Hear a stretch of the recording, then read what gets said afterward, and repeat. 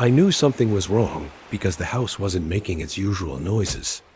Homes have small habits. Ours clicked once when the heat kicked in, hummed low through the vents, then settled with a cedar-scented sigh. That morning, it didn't. The stillness felt staged like a hotel room after housekeeping. Flat pillows, centered remote. No fingerprints anywhere. My name is Daniel Hart. I'm 43. I design buildings for a living and count quiet as a professional tool. I chose glass because it tells the truth about light, and wood because it forgives the weather. I thought those were good choices for a life too. The week it began, I'd flown to Seattle to review a campus plan. Anna, my wife, stood in the kitchen with a coffee cup and asked, "It's just 5 days, right?" 5 turned into 10, then into a rotation of design sprints, site walks, and late-night calls. Work expands to fill the silence you allow it. Marriage contracts around it. When I came back, the rosemary plant by the sink had gone gray. She'd watered it for years using the glass measuring cup with the red lines. It was still there, clean and dry, tucked back exactly where it belonged. The potting soil was a crust, holding the shape of care without the dot. It's the small things that tell you the structure is failing. I don't dramatize for a living. I draw straight lines with a dull pencil and expect gravity to keep its promises. So, when the first sharp sound finally arrived, it wasn't shouting, it was a modest, practical noise, the ping of a shared cloud drive. Anna, portfolio personal, flashed an update on my laptop while I was sketching a stair run. Inside the folder were photos that didn't belong to any landscape bid or client deck. They were of her and someone else in a coffee shop I recognized by the blue tile and the crooked Edison bulb over the register, his hand on her wrist. Her, head tilted the way she tilts when she's listening, really listening. It's the posture that made me fall in love with her. Total attention like shade on a hot day. The man wasn't a stranger. He was a structural engineer I'd hired for the campus project. The kind of polite professional who says sir even when you tell him not to. In one picture, he wore my jacket dark charcoal, 2 buttons, the cuff showing 3 stitches I'd repaired by hand. I'd left it on the back of a chair in the office the week before. I thought a draft had moved it. Something else had. I closed the laptop and stood in the doorway to our living room. Light fell across the oak floor, exactly the way I had planned when we set the angle of the south windows. Everything in the space did what it was supposed to do. The room wasn't broken. I was. That night I didn't say anything. I made dinner, like a reasonable person. Salmon, rice, a salad with too much lemon. Anna complimented the char on the fish and talked about a client who wanted drought-tolerant grasses that still looked romantic. I nodded. We did the dishes together. When she reached for the measuring cup to water the rosemary, she noticed the plant was beyond help, frowned, and put the cup away without filling it. The next morning, I started measuring dot in architecture. Failure analysis isn't moral, it's geometric. You look for settlement, shear, fatigue. In marriage, the math is Messier, but the habit helped. I checked our joint accounts. There were several transfers marked consulting subcontract. The payee was an LLC with a practical name I'd seen at the bottom of one of the engineer's proposals. Amount small enough to dodge attention, regular enough to form a pattern. It added up to a choice. I made a folder. I printed screens. I dated the pages with a pencil like I do drawings. I didn't tell Anna because I wasn't ready to hear either of our voices say what paper had already said. There's a version of me that would have raged. That version exists in fantasy, where I overturn a table and deliver a speech. The real me made a list. Call attorney someone who understands intellectual property and marital finance. Inventory assets, house, accounts, car titles, the business pipeline. Secure originals, passports, birth certificates, deed, insurance. Breathe 10 slow counts. Do nothing irreversible. The attorney was a woman recommended by a client who had survived a combative partnership dispute. Her office had the feeling of a dentist. Clean, precise, a little too bright. She read fast. You're not the first builder to lose his blueprint, she said. The goal is to keep the roof over your head while we redraw. I asked if she thought I should confront Anna. She said, confront is a theater word. Set terms is a better one. 2 weeks later, Anna set them first. She asked for a family meeting after dinner. No theater, just practical words about drifting, routine, and needing to feel awake again. I let her talk. When she finished, I placed the printed transfers on the table. She looked at the numbers, then at me, then at the rosemary pot I still hadn't thrown away. She had a way of going very still when she was surprised, like her nervous system took a step back and sent a representative. You went through my files? She said. I went through my life, I said. I didn't mean for it to go this far. You designed it to go this far. You just didn't draw the exit. We slept in separate rooms without announcing it. The next week was a sequence of quiet negotiations. Who gets the guest quilt? Who keeps the red colander? Who pays the last property tax installment? We spoke like neighbors whose fences had been perfectly adequate until last Tuesday. My attorney prepared the first set of agreements. Anna hired her own. The process moved as professionally as Hart can move when it's wearing a tie. There were no door slams, no dramatized goodbyes. She moved out on a Wednesday when I was at the site, and the house made a new kind of noise. None. In the weeks after, I discovered the physicality of grief. It lives in your sternum like a swallowed stone. It makes you forget where the light switches are in rooms you designed. Friends invited me out. I said no often, yes sometimes. My sister called and told me to eat food with color. I learned how much a person relies on the choreography of another. Who sets the coffee, who takes the bin to the curb, who reminds you that a shirt goes better with a different belt. Work gave me something to point my hands at. I designed smaller houses for single clients' quiet boxes with good windows and a place to put a kettle. People called them calming. I used the word honest. I learned to write contracts that accounted not just for cost and time, but for energy. A day contains only so much of it.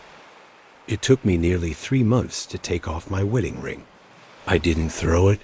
I put it in the small dish where I keep paper clips and the pocket screwdrivers for tightening cabinet pulls. When I look at it now, I feel both gratitude and doubt, like a tool you used properly until the task changed. I started seeing a therapist because I wanted the grief to do something besides sit in my chest like a closed door. The therapist, a man in his 60s with knitted sweaters and a sandy voice, taught me to narrate myself at low volume. We made rules. If a thought hurts, name it. If a memory lies, correct it. If a question repeats, write it down and answer it once. This was architecture by another name. After 4 months, I could sleep in the master bedroom again without the bed feeling like a stage set from a life that had closed. I bought a cheap rug that didn't match anything. I left it too long, then admitted it was wrong and rolled it up. Sometimes fixing a mistake is the most alive thing you can do. I met Maya in a context I didn't have a name for yet. She was the project manager for a small nonprofit that commissioned me to convert a retired brick warehouse into a community kitchen and learning space. She didn't lead with charm. She led with a yellow highlighter and an agenda. She asked clean questions. Where does the morning light hit first? If the ovens are here, what happens on the busiest day?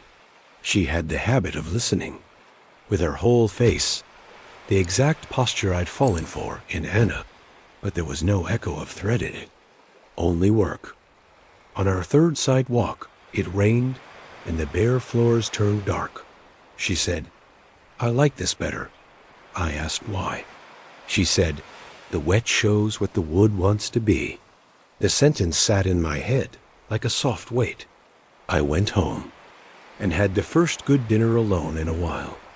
Eggs with spinach and toast that didn't taste like cardboard.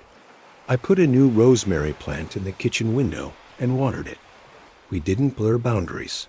The project was work. We kept it that way.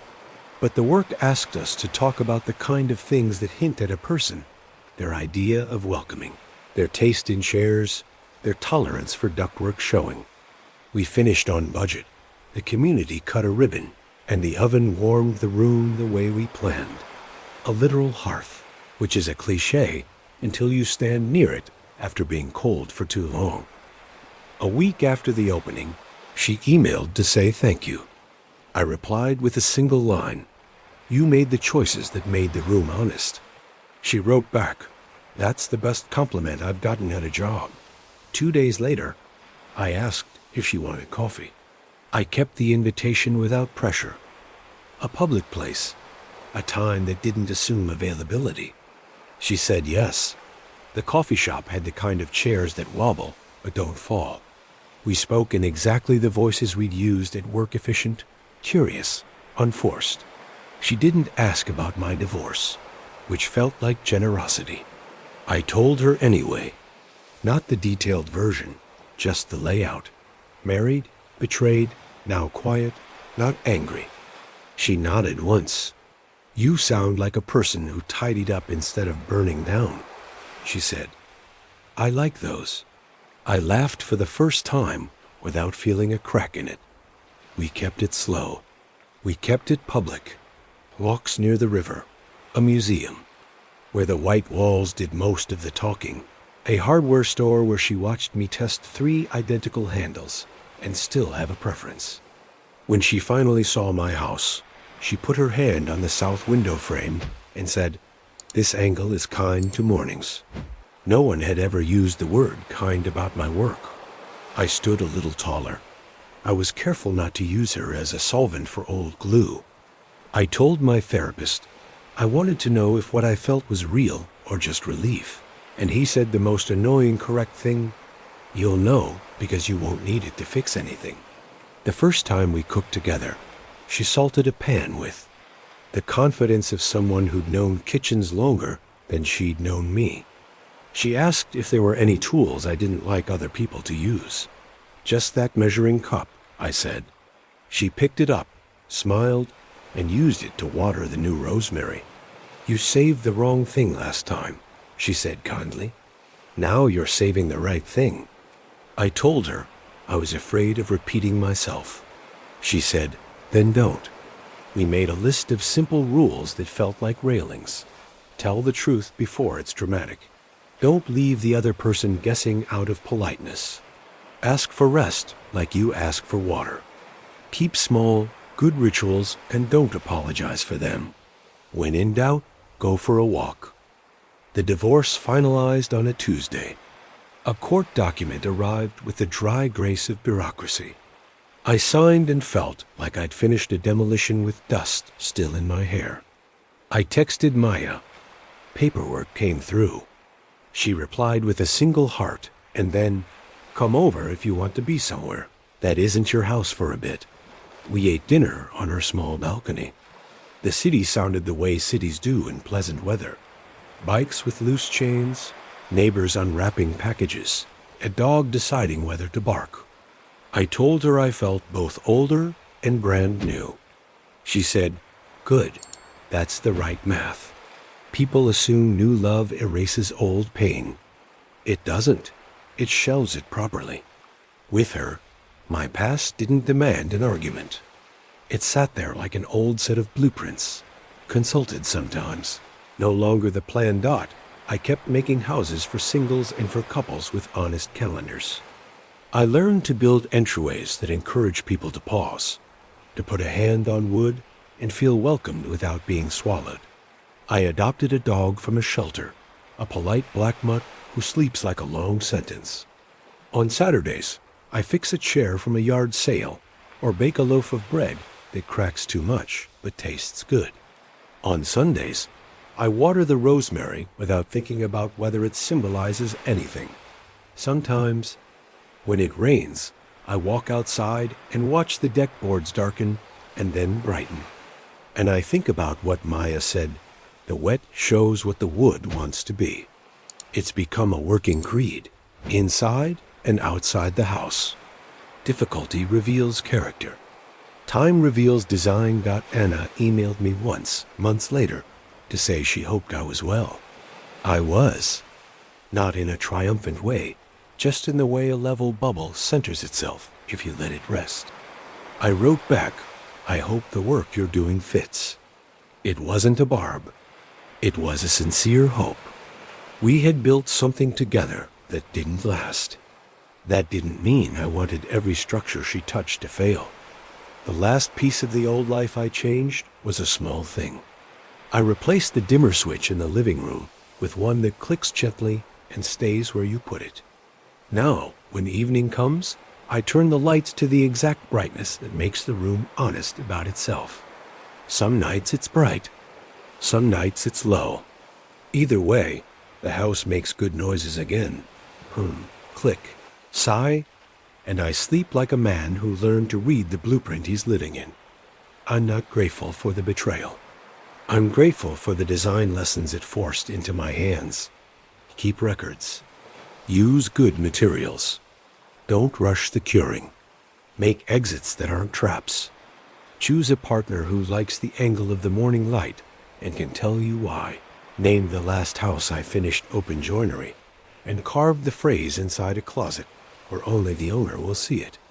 Joints fail when they're forced, but hold beautifully when they're cut clean and aligned without pride. That's how I try to live now, cut clean, aligned carefully.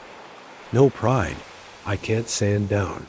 When people ask how I knew I was ready to love again, I tell them the truth that does not impress. I knew because I stopped designing my house around a ghost. Because one afternoon, with the windows open, the kettle clicked off, and the rosemary needed water, not as a symbol, but as a plant. I poured the water, called the dog, and texted Maya to ask what she wanted from the market. She wrote back, surprised me, but nothing fragile. I smiled at the screen. I know exactly how to carry that.